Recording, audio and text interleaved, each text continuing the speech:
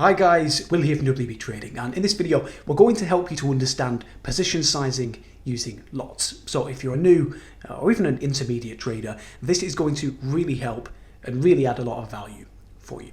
You'll also want to stay right until the end today so that you don't miss any of the information that we share, because this is going to be a really important video. Stay tuned and let's get into it.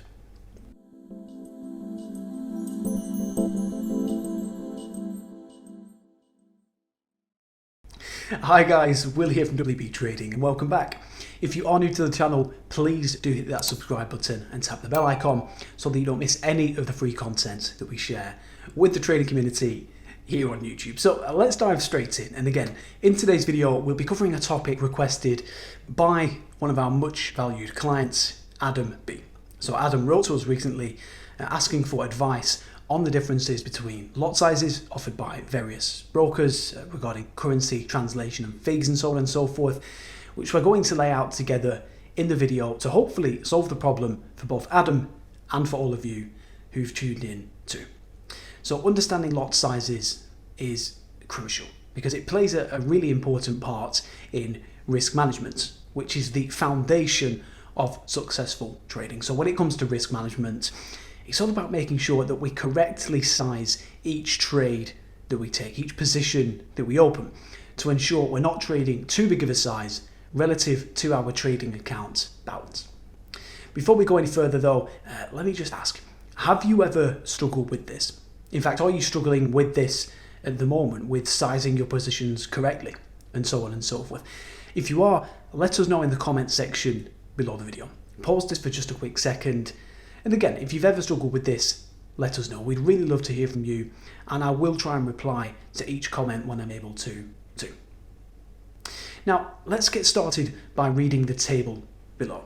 Okay, so what we see here are lots, i.e. standard, mini and micro, and number of units within these, i.e. 100,000, 10,000 and 1,000.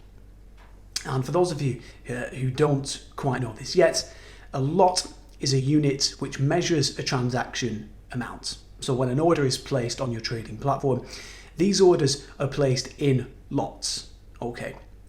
Regarding actual market price, on the other hand, the change in a currency value relative to another currency is measured in pips, which is a very small percentage of a unit of a currency's value. Broadly speaking, you need to trade large amounts of a particular currency in order to see any significant profit or loss, as again, the pips movement is a very small percentage of a unit of a currency's value. And as the market moves, the pip value will also move too, either up or down depending on your trade position. So how do we determine the best lot size to trade? Well, as a helping hand, we've actually taken the time to prepare an Excel spreadsheet for you that you can use to determine the right lot size for you, your account size, and so on. And before we go any further, I do just need to thank our team member, Asri, for actually building this for us, both this video topic and the spreadsheet itself too. Inside the sheet, all you've got to do is change the variable highlighted in yellow and your ideal position size will be automatically calculated for you. And you can download the sheet in the description just below this video completely for free on us. And if that helps, all we ask is that you either share this video, maybe on Facebook, on Instagram, or just drop us a comments below just saying thank you. From here, and with the sheet in hand, you will know exactly how much you're about to risk before you enter any future trade. And this is an example of really great risk management principles. Next, let's briefly go through the differences between a micro lot, a mini lot, and a standard lot. Okay, so firstly, a micro lot, which is the smallest tradable lot available via most brokers. So a micro lot is a lot of 1,000 units of your account funding currency as per the table that we showed you earlier. So if your account is funded in, let's say, US dollars, for example, this means that a micro lot is $1,000 worth of the base currency that you actually want to trade. So if you are trading a dollar-based pair, in this case, one pip would be equal to 10 cents. Micro lots are a great way for beginners to keep risk to a minimum while just practicing their trading, and it's also highly recommended for new traders to stick with those, to trade using micro lots instead of, let's say, a demo account, so that they can actually feel the real emotions that come up when trading. And this is also known as having skin in the game, so to speak. Next, before micro lots, there were mini lots. And a mini lot is 10,000 units of your account's funding currency. So if you are using a dollar-based account and trading a dollar-based currency pair, each pip in your trade would be worth about $1. And if you are a beginner and you want to start trading using mini lots, though, make sure that you are well capitalized. It's recommended that you start with, I would say, a minimum of, let's say, $2,000 to start trading these mini lots due to their sizing. Okay, so while $1 per pip might seem like a small amount, in Forex trading the market can move, well, 50 pips, 100 pips plus in a single day, sometimes in a single hour. And if the market is moving against you, that can add up to a $100 loss, which would be 2% of your account gone straight away. And finally, a standard lot is a 100,000 unit lot. So that's a $100,000 equity position if you are trading in dollars. So trading with this size of position means that the trader's account value will typically fluctuate by roughly $10 for each single pip that the market moves.